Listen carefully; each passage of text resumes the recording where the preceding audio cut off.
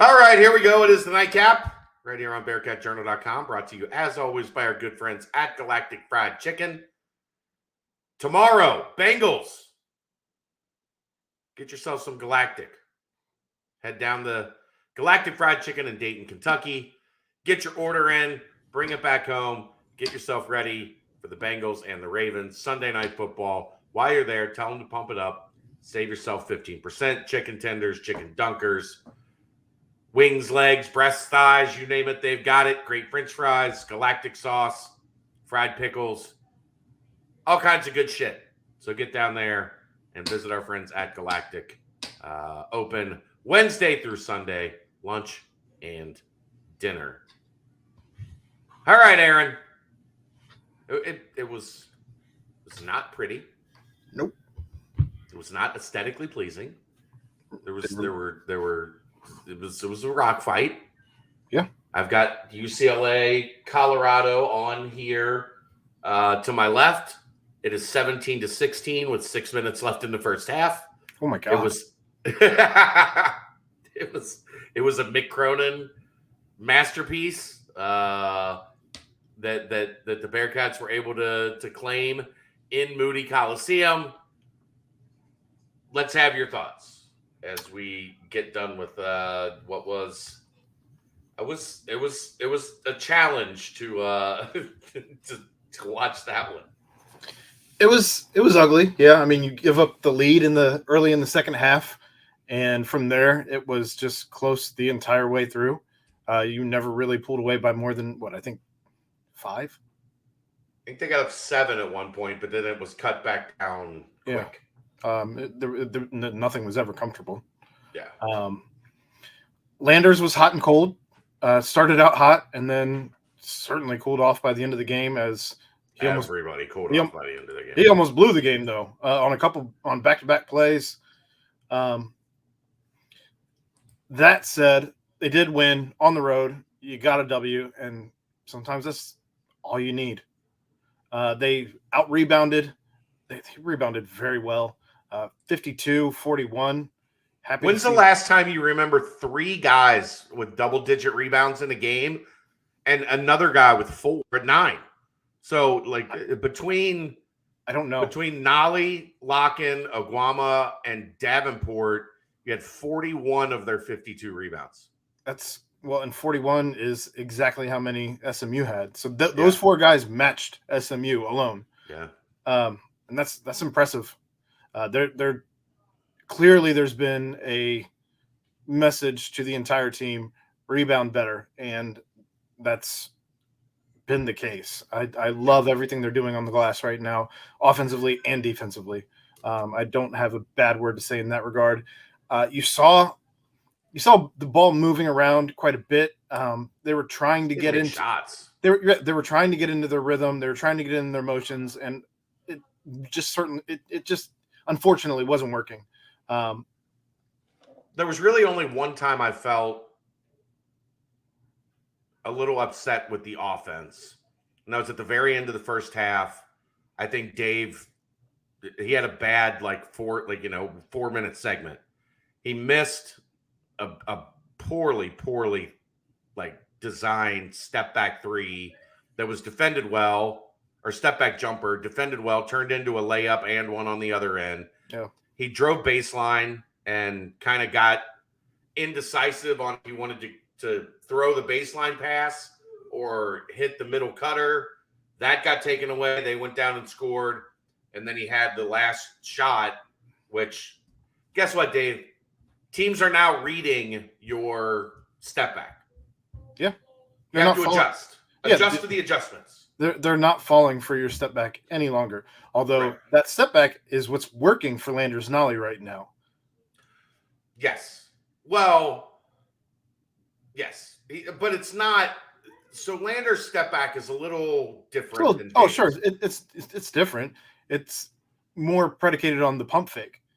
Because the pump fake is what gets people. That's what gets people to leave their shoes, because you don't know necessarily if he's actually going to shoot it on the pump fake or take the step back. Whereas Dave doesn't ever shoot it on the first pump fake, and he always takes the step back.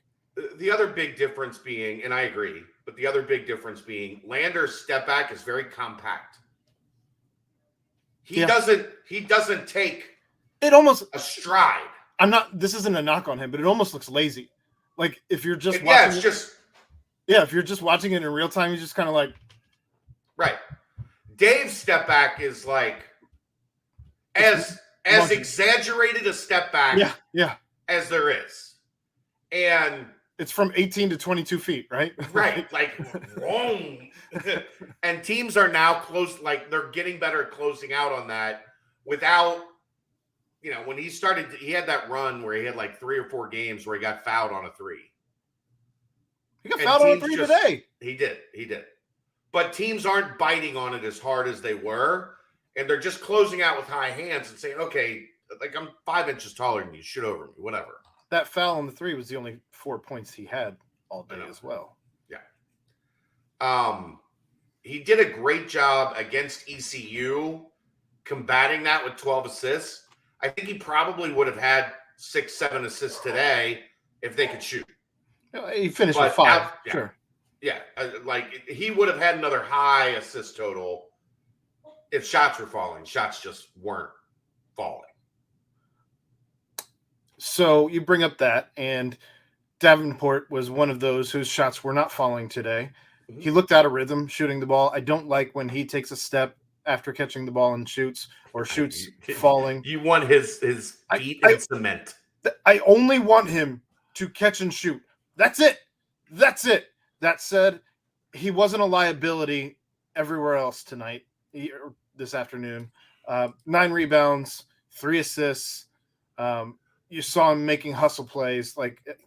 He's always made hustle plays. So I didn't think he took bad shots today. I don't like the leaning threes where you're falling on the step. Like you know what I mean? Like, yeah, I don't feel like threes on the move. Right. Threes where you're not set, not taking good, solid, like those were the open looks that he was getting. He didn't take contested shots, if you will. But those aren't high percentage shots when you're falling away, fading to your right, to your left, behind you, whatever the case may be. He needs to catch and shoot. That's it.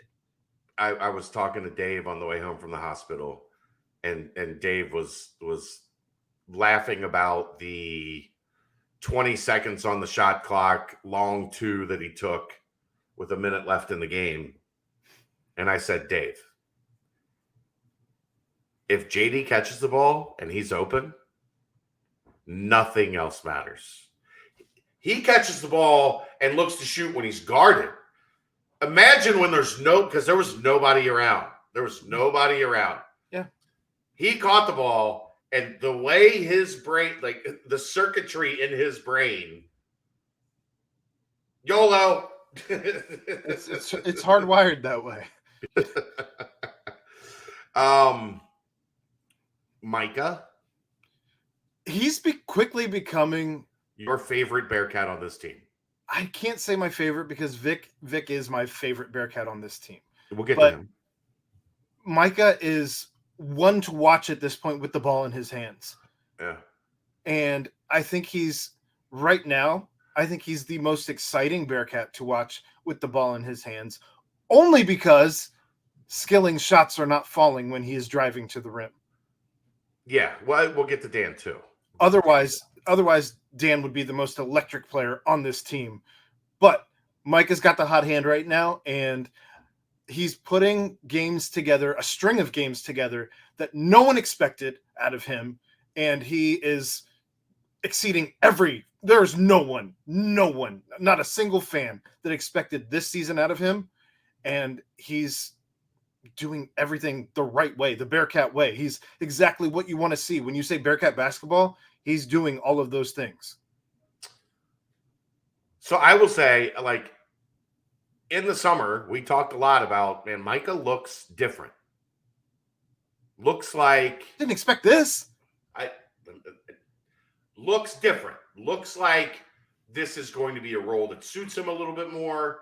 Looks like he's going to be a little bit more comfortable because he's not being asked to be the second or third option. But you're right. I don't think anybody foresaw talking about potentially like this is a top 4 player on this team, and not by default, right? He was a top 4 player on last year's team because they didn't have anybody that could come close to being better than him. The dogs agree. They're very excited about that. Really? Clearly. Talk for Jesus. That's fine. Yeah, I mean, with Micah, you can see it in his three-pointer. He's confident in his three-pointer. When he drives, he's confident that he's going to make a layup. The herky-jerk motion that he had been doing over the course of the last couple seasons, we've beat that like a drum at this point. But still, it's not even in his arsenal at this point, I don't think. It showed up against Houston. It makes an appearance here or there, but they're not really. We saw it in almost every game last year, and here this year it seems like it's an anomaly when we see it. But he's playing with confidence, and the fact that there is a starting point guard, a guy who was supposed to have taken his spot out right now, he has taken advantage of every single minute that he has been given with Finney being out, to the point where you're now going to have to try and figure out where you're going to fit Rob Finney in, because you're going to lose Micah Adams-Wood's offense if you're taking him off the court. Yeah. One of the more unexpected glow-ups. Here's the question. Is this more unexpected than what we saw from like Justin Jennifer's senior year so far? Ooh. I think so. Because it's being done in a lot more ways. Yes. Whereas Jennifer was excellent handling the ball, and was a spot-up shooter. Essentially, he was a standstill, bring the ball up, pass the ball, but go stand somewhere, and hit the shot. He didn't drive, really. No. Jennifer was not one to drive to the hoop, whereas Micah's not afraid to do that. Yeah. And again, Micah is what's supposed to be coming off the bench. We didn't expect in the offseason, we didn't expect him to even retain the starting position. He was told the starting point, essentially the starting point guard is not on this team. We're going to go get that guy. And he was like, no, I'm not. Okay, that's cool. I'm going to beat that guy. And he did. He has. And he did. He has. It's been outstanding. I can't picture a situation where Finney gets a nod at this point, barring injury, over Micah Adams. Well, I mean, he would play, but it would be in a reserve. Yeah. And really, it's not like Micah's been bad on defense. No. I thought today he was very good defensively. He looked excellent today defensively, especially early on in that first half. There was some weird back and forth and what have you, but yeah, he's been everything you want him to be. There's not been a point guard who has blown up on him. No. Victor did not have it offensively. Victor blocking. Yeah. Did not have a great night offensively. Hat tip Jeff. 3 of 9 from the floor. 0 of 2 from the line. Foul trouble most of the game. Finished with 4. Especially had 3 turnovers. So there were parts of Vic's game that were not good.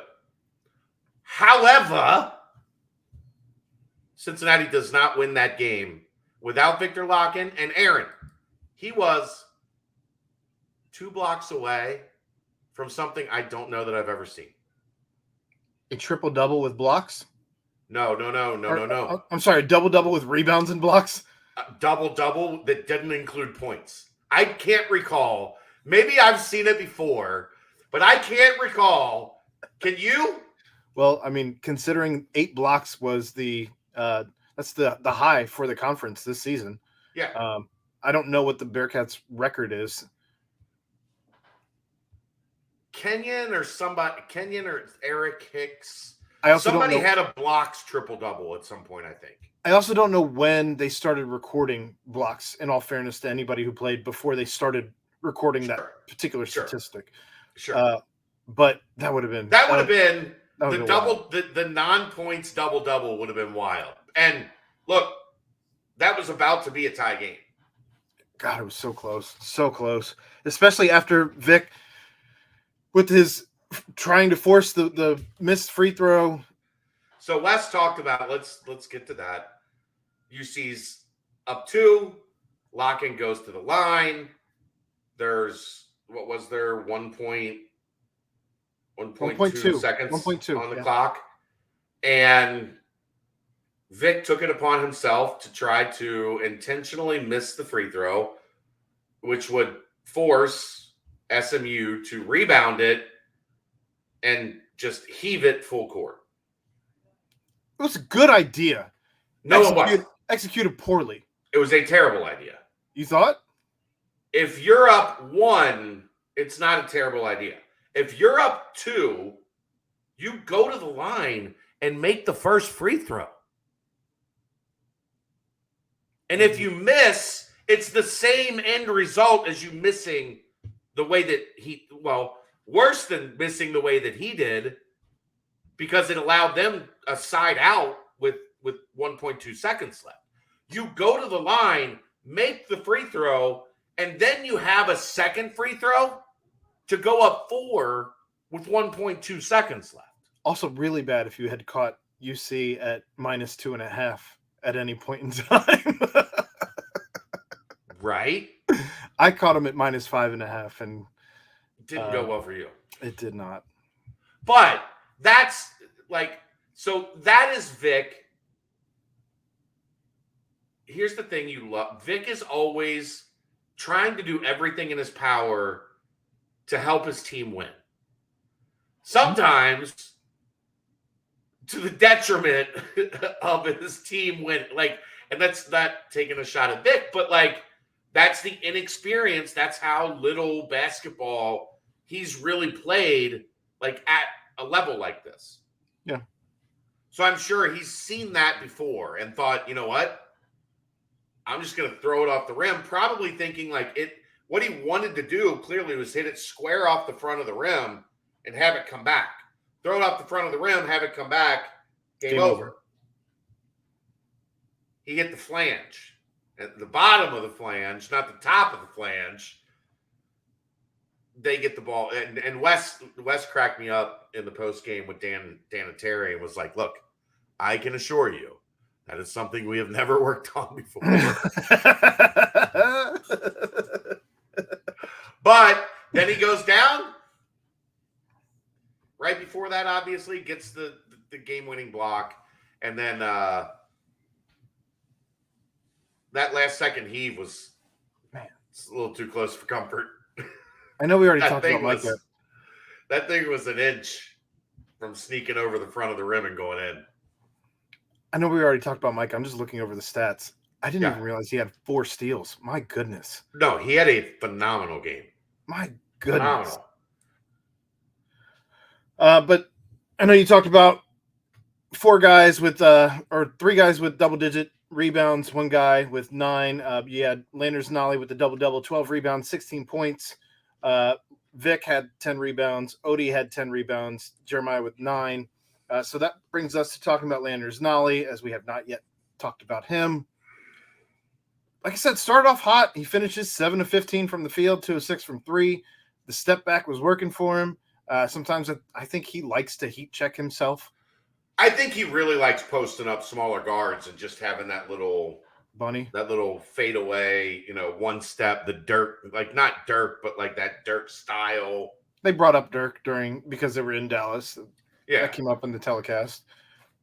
There was no audio on in the hospital room. Just telling that did come up on I think the second one that he made in a row.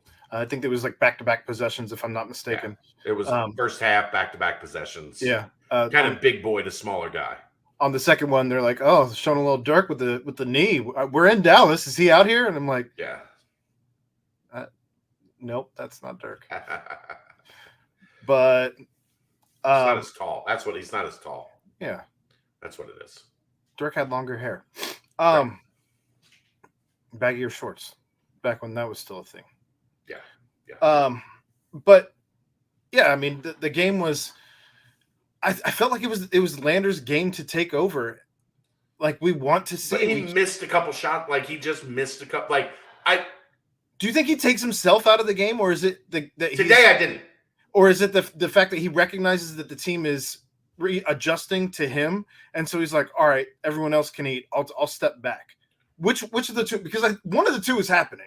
Regularly. Well, I think like Houston adjusted their defense, and I think he said, okay, if you're going to take me out, like, which he can't do that. He can't. Today, I just think he missed a couple shots and kind of got out of rhythm. That the rhythm that he was in the first half, where it looked like, ooh, Landers might go for 25 and 18 today.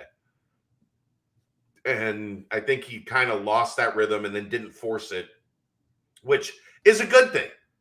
Like at times, but when it's a good thing when everybody else is eating, right? Like when you're playing at home and you're playing ECU and you're up, 26 points. It's okay to be like, all right, like I missed 3 in a row. Let's get everybody else. When you're in a game like that and you're the one guy that really, 2 guys, him and Micah, you got to be a little bit more assertive, even when the defense is like trying to take you away. But that's what happens when a guy is learning. He's played a bunch of college basketball, but he's never been the guy, right? Yeah.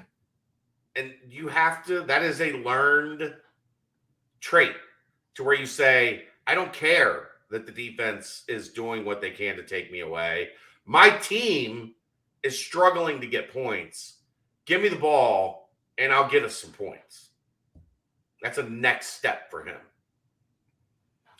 I don't know. I want to see him be more aggressive, just in general. Well, I'm saying that with a lot more words. I know. I'm simply agreeing with you. Like, I don't have a whole lot I can add to Landers in my scouting report, but yeah, I want him to be more aggressive. I want him to shoot the ball more. I want him to drive more. I want him to take over games, and I want to see.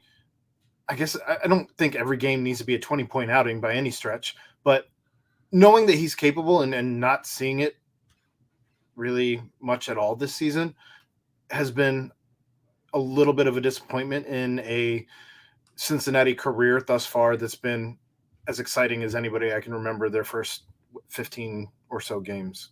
Yeah. One more before we get out of here. Daniel Skillings Jr.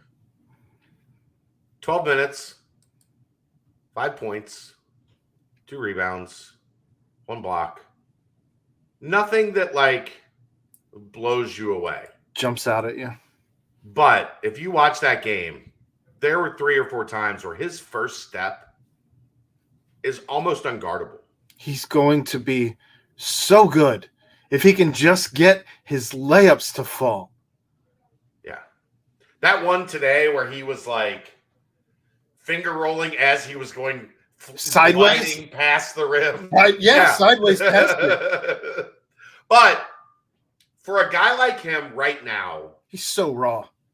One, he's so raw. And again, this is a kid that he started organized basketball when he was in 10th grade. He didn't really play, like get on the floor in a game until he was a junior in high school. This is his 4th year of organized basketball. And it's his 3rd year of actually playing. Like he was a sophomore and didn't play. That's hard to even comprehend that your skill is that good. But right now, he's breaking down the defense and getting the ball on the rim. Mm-hmm. And that's all, like, the rest is going to come. If Odie was going to come. If Odie was a better finisher, that would probably have resulted in another 4 to 6. Well, and they got 2 tip-ins on it, and then they missed 2 more. So, 4. Right there, yeah. So, he's going to be so fun to watch, man, because he's just a ball of clay. Like, there's no – it hasn't even started to form yet. And we're still seeing flashes from him that are like, oh, buddy. If he really takes it serious, and I have no reason to believe he won't, because everything I know about Dan is he works his ass off. Yeah. You're looking at potentially one of those guys that goes from like Vic. more than that. Like from year 1 to year 2, where you see this jump that is like, where did this dude come from? And it's like, well, if you were paying attention, you knew it was coming. Wasn't Davenport kind of like that though, from freshman to sophomore year? Davenport never. I just mean he made a big leap. That's all I'm comparing between the two. But I'm talking about like in terms of like in like different ways that Dan has a chance to impact the game. Okay. JD made shots and became like an important player, but he was never a creator. He was never like we see Dan, like you saw him today, just whoa, like that first step and the way he can change direction, and it still looks like a baby deer. So maybe more like Lenny. So maybe, yeah.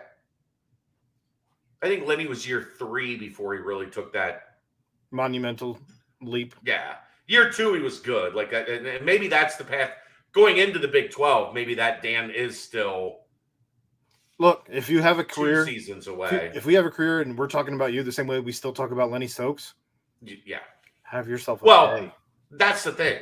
Like going into the Big 12, Dan has a chance to be the first like great Big 12 Bearcat, where people associate him with what this team looks like in the Big 12 nationally. Yeah. Draft pick, whatever. Like that's yeah. All right, let's get out of here. It's the nightcap. Thanks to everybody for watching. I don't know what the plan is tomorrow. We'll figure it out. We're day to day. We'll see you next time right here on BearcatJournal.com. See ya.